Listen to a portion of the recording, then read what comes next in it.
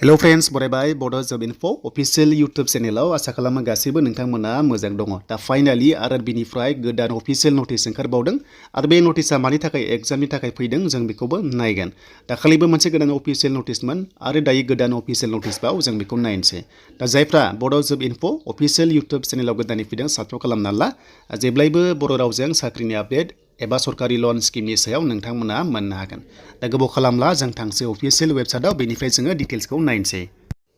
दा जों फैबाय अफिशियल साइटआव लिंकआ दङ डिसक्रिप्शनाव नोंथांमोना नायनो हागोन दाखालिसो मोनसे गोदान अफिशियल नटिस फैदोंमोन 24 अक्ट'बराव दायो फिन खनसेबाव 1 नभेम्बराव फैबावबाय अफिशियल नटिस एग्जामनि सायाव 30,000नि बारा एग्जाम जानो थांगासिनो दं आरआरबिनि साख्रियाव दा बेखायनो जों नायबाय नै अफिशियल नटिस दा बे जाबाय नोंथांमोननि पस्टआ दङ फार्स्टआव एलपि दङ बेनिफ्राय आरपिएफ दङ एसआइ दा कनस्टेबलआ फैथ'वाखै थाबैनो फैगोन आरो जेब्ला फैयो नोंथांमोना चेनेलाव मोननो हागोन आपडेटखौ एन्ड टेकनिशियान दङ बेयाव आइटिआइ थानाय एबा लोगोसे डिप्ल'मा फरायनाय बिथांमोननि प्लास आदार्स दङ नोंथांमोना बेखौ नायनो हागोन दानिया जों एग्जाम डेटखौ रिभाइसखौ जों नायनोसै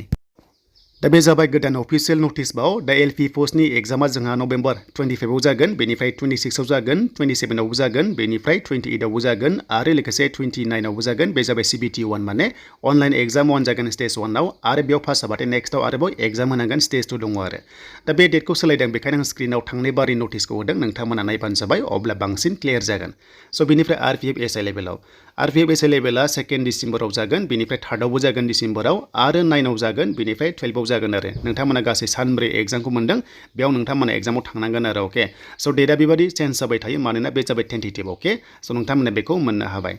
देन बेनिफ्राय कनस्टेबलआ जेब्ला फैयो नोंथांमोना चेनेलाव मोननो हागोन आरो टेकनिशियान पस्टआव जायफ्रा एग्जाम होनो थांगासिनो दङ 18 डिसेम्बराव जागोन बेनिफ्राय 18निफ्राय 20सिम जागोन आरो बिथांमोना 18 to 20 डिसेम्बर होदों प्लास 23निफ्राय आरोबाव 24 दंबावो बेनिफ्राय 26 दङ 28 दङ बेनिफ्राय 29 दङ डिसेम्बराव खायसे खायसे डेटखौ एसे बारदों दा बेखौ सोलायनाय गुबै जाहोना जाबाय गोबांथार माने एग्जाम दङ सोलाय सोल' पस्टनि दङ बेखायनो खायसे खायसे स्टुडेन्टआ डाबल एप्लाइ खालामदों नालाय चान्सखौ होनाय जादों देन आदार पस्टआव हमना ला इन्जिनियार दङ नोंथांमोननिया 13 डिसेम्बराव जागोन 16आव जागोन बेनिफ्राय 17आवबो जागोन सिबिटि 1 हिसाबै अके दा बेयाव जेराव आरपिएफआव सिबिटि 1 मोनाखै बेयाव फार्स्टआव एग्जाम जागोन बेनिफ्राय एग्जाम पास जाबानो काटअफ लानानै डाइरेक्ट फिजिकेल टेस्ट खालामगोन नोंथांमोनखौ कनस्टेबल जा एबा आरपिएफ जा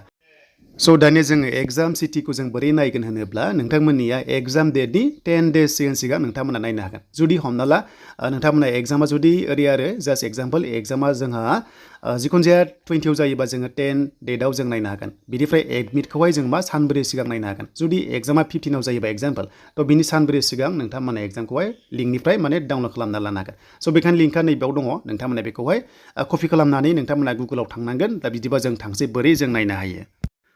स' दानिया जों नटिसआव मोननाय लिंकखौ बेयाव होबाय कपि खालामबाय देन बेनिफ्राय जोङो फैबाय गुगोलाव आरो फैनाय लोगो लोगो नोंथांमोना बेबादि मोनसे अपसन मोनगोन दा गोबांथार माने माखासे नायनांगौ दङ मानोना गोबां प्रसेस थायो दा जों बेयाव मोनबाय नै देन बेयाव फैनाय लोगो लोगोनो एडमिटखौ जेब्ला मोनो डेट फैयो अब्ला बेयाव जों नायनो हागोन एबा जों एग्जाम सिटिखौ नायनो हागोन आरो